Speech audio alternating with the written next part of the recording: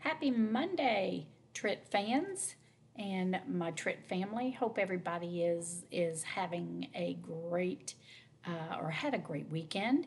The weather was great. Wasn't too hot, wasn't too cold, so it was a great time to be outside.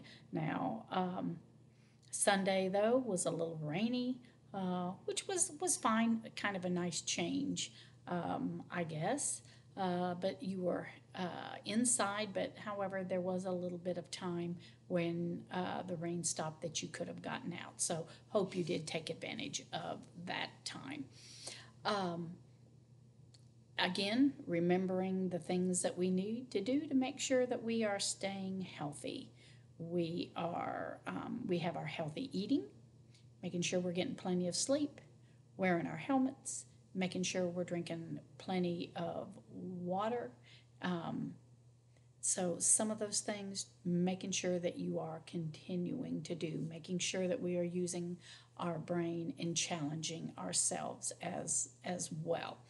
So, let's get into um, our riddle for today. Our riddle for today is this: when things when things go wrong, what can you always count on? When things go wrong, what can you always count on? So, as we go through our read aloud today, I want you to think about that riddle. What can things go wrong? When things go wrong, what can you always count on? Okay, our book read today is uh, actually one of my favorites. And oftentimes I like to read this book around the holidays because sometimes I think we all have a sense of getting caught up in whatever holiday that we celebrate, and it turns to what am I going to get, and making up our lists, things that we would want, our expectations maybe, and we sometimes forget about it is the sense of giving. Um, it's a time for giving. And I know, as most of you, you do not have jobs. Maybe some of you get an allowance for chores and things that you do, which is great. Um, but thinking about ways that you can give of yourself that don't cost money. And with us being in our shelter in place, with your families, we're all in this together. Everybody has a place. Everybody has things to do. Everybody has expectations, and if everybody does their job and do the things that they can do, uh, that's great and helps keep everything organized and everything working smoothly. Um, but I want you to also think, what could you do in addition to your already assigned tasks or chores or those things that are expected? What can you do? What can you give of yourself to help out and maybe make things a little better, uh, different? How can you help? So as I read our story here, The Giving Tree, which I know, most everybody, you have read this in your life or have had it read to you probably at one time or another. But it is one of my favorites, and The Giving Tree by Shel Silverstein. And again, I'm going to take the cover off of the book because it annoys me. All right. Okay. Once there was a tree, and she loved the little boy. And every day, the boy would come. There he is running. And he would gather her leaves and he would make them into crowns and play king of the forest. Now, how many of you have ever made things out of leaves or, ooh, especially as clover? I can remember as a little girl, I would get dandelions and make them into a circle, into a wreath, and some of my friends, we would all wear them on our heads. And he would climb up her trunk. So there you see him climbing up the trunk. And he would swing from her branches. You see his feet sticking out of the branches. Now that is not something that I would recommend you doing. And he would eat apples. You see the apple cores falling down? So he's sitting up there, eating apples, throwing apples, cores down. Hope he picks up those apples when he's finished. And they would play hide and go seek. Here he is. And when he was tired, he would sleep in her shade. There is nothing better than resting under a tree on a hot day and a nice breeze blowing. Oh, I love that. I love that. And the boy loved the tree very much. And here he carved his initials and a T for tree. And the tree was happy. But time went by. Now, as you look at this picture, think to yourself, what is happening to our boy? He's not so much a boy anymore, but he's getting to be a young man, a teenager probably. And the boy grew older. What now can you tell me and look and see different about the tree? You now see two hearts. You now see two sets of feet. So you pretty much know, that our boy, our young man, now has a girlfriend.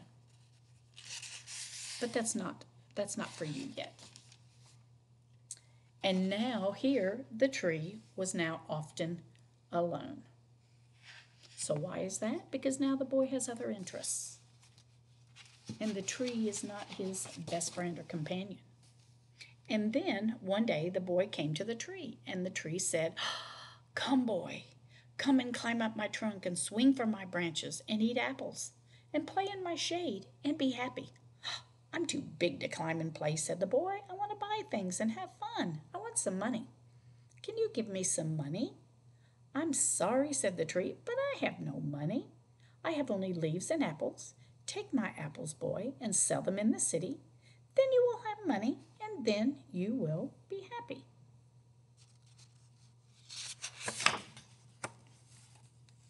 And so the boy climbed up the tree and gathered her apples and carried them away. And the tree was happy. So why was the tree happy?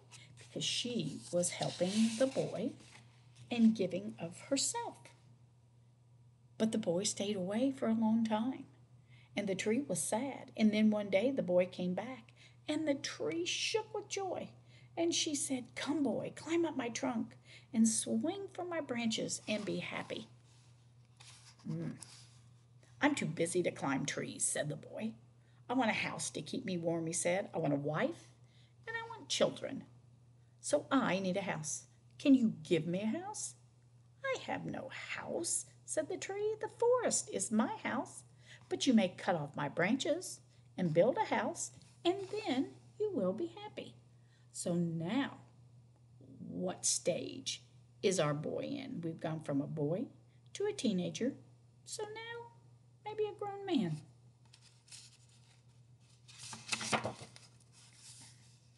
And so the boy cut off her branches and carried them away to build his house.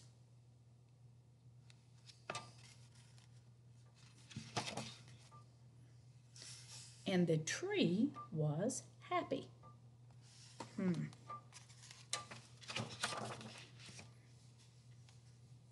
But the boy stayed away for a long time, and when he came back, the tree was so happy she could hardly speak. "Come, boy," she whispered. "Come and play. too old and sad to play," said the boy. "I want a boat that will carry me far away from here. Can you give me a boat?" "Come, cut down my trunk and make a boat," said the tree. "Then you can sail away and be happy." Ooh, what stage now for our boy? A grandpa?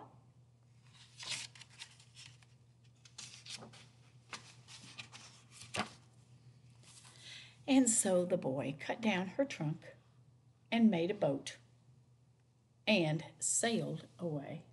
Ah, our tree looks awfully different now.